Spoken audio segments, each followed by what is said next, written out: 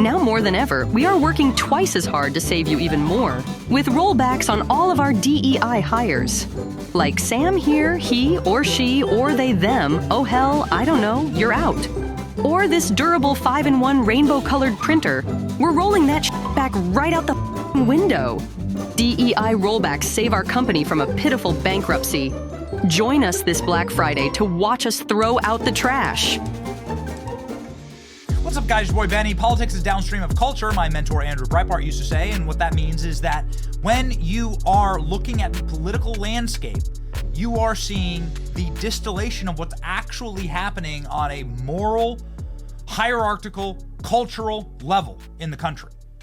So as politics careens into woke absurdities, that is a reflection of something that happened in Hollywood like 10 years ago. It's pretty obvious. You can actually see these things reflected, right?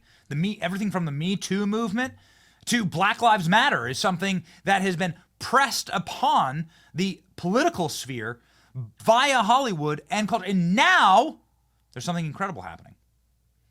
Because culture itself is a product of the people of the country, of the information that we consume and accept. Because it's not cultural power. There's no cultural power if no one's going to the movies anymore. You have to have a connection with the audience. And what's remarkable about this current moment in time is that for the first time in my life, I'm in my late 30s, we as the American people are beginning to realize we have the power. Let me give you a good example. Bud Light just released an ad where they made fun of wokeness and psychotic avant-garde stupidity and ideology. They used Shane Gillis, a guy who parodies Donald Trump, to do that. And he's the hero of the ad. He's seen as he's the alpha of the ad. The idiots are the guys wearing eyeliner. And this is us flipping Bud Light on its head. Bud Light just a year ago was putting Dylan Mulvaney in ads. This is the power of us affecting culture because we ultimately do control the culture that we're in. We, the American people, have reasserted ourselves and said, yes, we'll make Top Gun the top movie of 2022, give it $2 billion. And no, we won't go watch The Acolyte. and that's actually us dictating to Hollywood and to the cultural tastemakers what our culture will be. It's an incredible moment. And it's something to really appreciate. For the first time in my life, the American people are asserting themselves. Donald Trump's election is a moment where we all decided which direction our culture was going to go. Thank God. Dodged a bullet, literally. Well, ladies and gentlemen, there are some really exciting pieces of, news happening right now. I promise you it'll be the last time I play it. I promise. I won't abuse this clip. Okay. We're going to win so much, you may even get tired of winning. And you'll say, please, please, it's too much winning. We can't take it anymore. Mr. President, it's too much. And I'll say, no, it isn't. We have to keep winning. We have to win more. And this is what we are doing, ladies and gentlemen. Donald Trump telling the truth again. Winning. World's largest retailer, Walmart, trashes their forced racism mandates, which is what DEI stands for, and LGBT-themed products after pressure from conservative activists. This will send shockwaves. Walmart has joined a growing list of major corporations and rolled back its DEI and inclusion policies, which should rightly be called hire people based on their skin color, not based on their merit. What it should be called is the desecration and absolute opposite of what MLK stood for in his I Have a Dream speech, which is that his kids should be judged by what they can do, not by the pigmentation in their skin. DEI is the opposite of that. Judge everyone by their skin color. That's what that means. It's insane. It's actually illegal, in fact, based on the 1964 Civil Rights Act. Moving on. Some of the sweeping changes include abandoning a $100 million racial equity center set up in 2020. You know why. The retail juggernaut also won't be giving a priority treatment to suppliers who are 51% owned by women, minority, veterans, or members of the LGBTQ plus community. Listen, I'm in favor of that. I don't get, like, wouldn't the retailer giving priority treatment to suppliers based on their skin color, gender, or sexual orientation, wouldn't that be discriminatory? Like, you can't have it both ways. The best supplier should get the contract. Why does the color of the skin of the person who owns it matter? Would it be right if Walmart said, we give priority to white suppliers? Like, what is the reverse of this? Obviously, it would be wrong. God, it's so enraging, this moment that we've all lived through.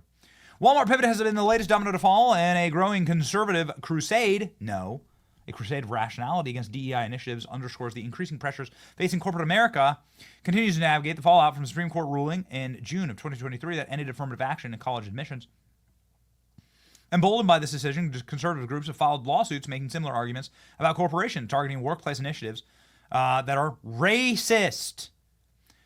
Right-wing groups have relentlessly targeted corporations. Robby Starbuck is, of course, the hero of all of this, and Walmart rolling this back is a massive, massive W. Here we go. Great, says Elon Musk. Robby Starbuck's post right here. Robby Starbuck deserves all the credit for this. TLDR, here's what Walmart's committed to. Walmart will no longer participate in a Human Rights Council woke corporate equity survey, reviewing all funding of Pride and other events to avoid funding inappropriate sexualized content targeting kids. Equity, we will not extend the Racial Equity Center, which was established in 2020 as a special 5-year initiative. Supplier diversity, we will evaluate supplier diversity programs and ensure that we do not provide preferential treatments or benefits to suppliers based on diversity, based on racism. Financing eligibility will no longer be predicated on providing certain demographic data. Walmart will no longer use the term Latinx in communication. Trainings, Walmart will discontinue racial equity training through the Racial Equity Institute.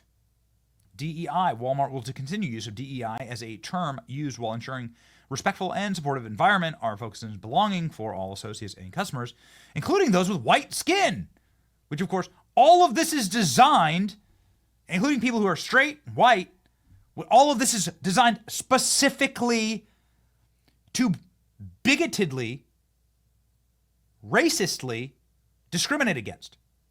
Like, just call it what it is. They do, actually. They do. When you listen to them, they do straight up call it what it is. So this is a massive, massive win.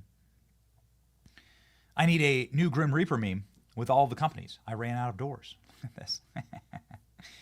Walmart, Tractor Supply, John Deere, Harley Davidson, Indian Motorcycle, Lowe's, Ford, Coors, Jack Daniels, Caterpillar, Boeing, Toyota, Stanley, Black & Decker, Craftsman, DeWalt Tools. Robby Starbuck deserves an award for this. So badass when people stand in front of the stuff that they destroyed. That's Robby Starbuck in front of the Human Rights Council. Walmart is backing down from DEI and shuttering its Center for Racial Equity. This is another huge win. This is my favorite HRC post of all time. Yes, we know your woke organization is dying. Everything hurts, and I'm dying. Did they actually post this? Oh, yeah. So Robby Starbucks getting W's. Can't wait for this woke to be over. Yes, you and me both. You and me both. Just a reminder, Robby Starbucks took down wokeness in all of these companies. Here's the Coors one. Here's Ford. Here's Harley Davidson. Our movement has now killed woke policies at the following businesses. Without X, I would never have been able to accomplish this. This represents trillions of dollars and millions of employees. We've read you this list. List doesn't even seem... List is literally the most impressive thing currently right now in our movement. Outside of President Trump's win and Scott Presler's assistance in it, this is the single greatest grassroots movement. It is on par with what Scott Presler did in its own right. What is these guys with ponytails? What is it about these guys with ponytails? Do I need to grow a ponytail? What is it with these guys? With these, like Scott Pressler, Robby Starbuck, both have ponytails. What is it? Amazing. The power of the ponytail. Here's CNN getting out their bite stick and their special sock and crying their way through this. Conservatives fighting back against corporate DEI may have scored their biggest victory yet. Walmart, the nation's largest private employer, just announced it is rolling back its diversity, equity, and inclusion initiatives amid outcries over so-called corporate wokeism and claims that DEI is more divisive than inclusive. Walmart says it's ending racial equity training programs for staff, evaluating programs designed to increase supplier diversity, reviewing funding of pride events, and removing sexual or transgender products marketed to children. Now, Walmart defends the move, saying, quote, "We have been on a journey and know we aren't perfect, but every decision comes from a place of wanting to foster a sense of belonging."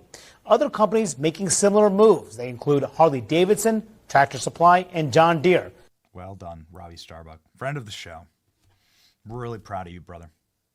Here's Robby's message about Walmart in its totality. I don't even know how to start this video because honestly, this is different than everything else we've done because this is the single largest employer in the United States. We are talking about a company that is worth almost $1 trillion on its own. As many of you know, I have been investigating a massive company now for a while, and I have kept my lips sealed on who it was. Now I can reveal it was Walmart, but something incredible happened in the course of my investigation. Walmart became aware of our investigation and reached out to me. This was critical and honestly turned out pretty fantastic for everybody involved, in my opinion. We were able to have frank conversations with Walmart. And as I've said for a long time, I don't ask companies to take on my political views. I am simply advocating for corporate neutrality. I believe that that is the future because I understand there are people in this country who do not agree with my politics. So it would not be fair of me to force my politics on them the same way that I am not okay with left-wing policies being forced on me and people like me via things like DEI. After various conversations, I am very proud to report to you guys that Walmart has decided on making some changes. I'm going to lay out what those changes are for you and explain how massive this is for our movement. We are unstoppable at this point with a 100% flip rate where we change corporate America and get them back to a culture of sanity and neutrality. Bullet point number 1, Walmart will be removing all inappropriate sexual and or transgender products that are marketed toward kids, things like chest binders for teenagers or books that encourage transitioning. That is all going to be gone. Bullet point number 2, Walmart is going to review and stop funding to all events that could be sexually inappropriate for kids. That includes drag queen story time or pride events that expose kids to sexually inappropriate topics. That's all going to stop going forward. Third bullet point, Walmart will be closing their racial equity center. This is a center they had committed $100 million to, and it was a 5-year project. They will be closing that center going forward. Fourth bullet point, Walmart will no longer participate in the HRC's Corporate Equality Index social credit system. This scoring system is what has brought wokeness into so many segments of corporate America, and we are happy to see them no longer participating. There is not a corporation in America that should be participating with the HRC's CEI scoring system going forward. The HRC got explicitly political in the 2024 election, working with everything they have to defeat Donald Trump and calling him every name in the book. It is time for companies to recognize